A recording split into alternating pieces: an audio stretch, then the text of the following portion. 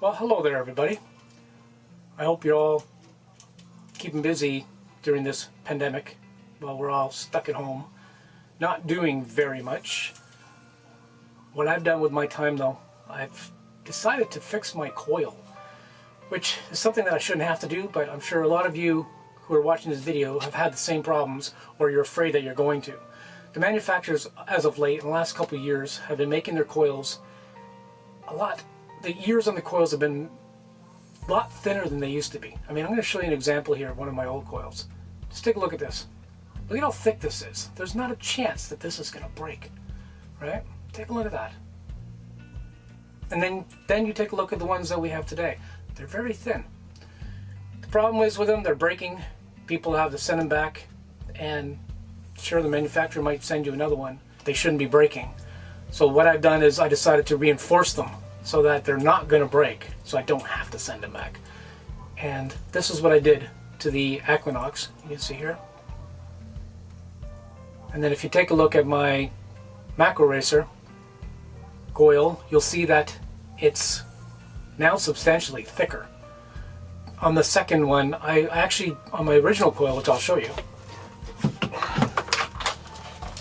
this is the original macro racer coil that I got, and when I got it, like I said, it broke only like after 3 months. It was cold, I had a corn stalk in it, and it actually cracked.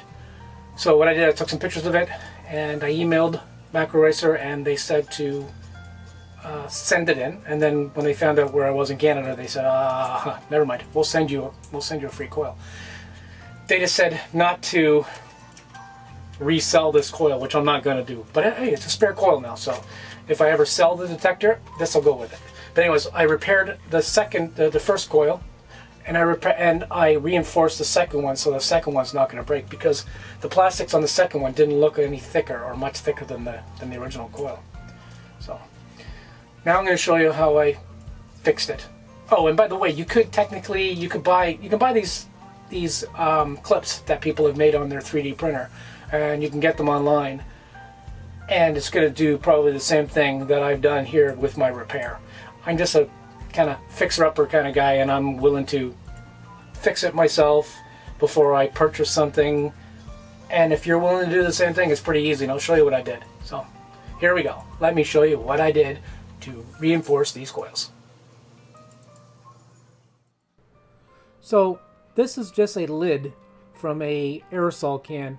So I made it really simple so that you can find anything around your house to use.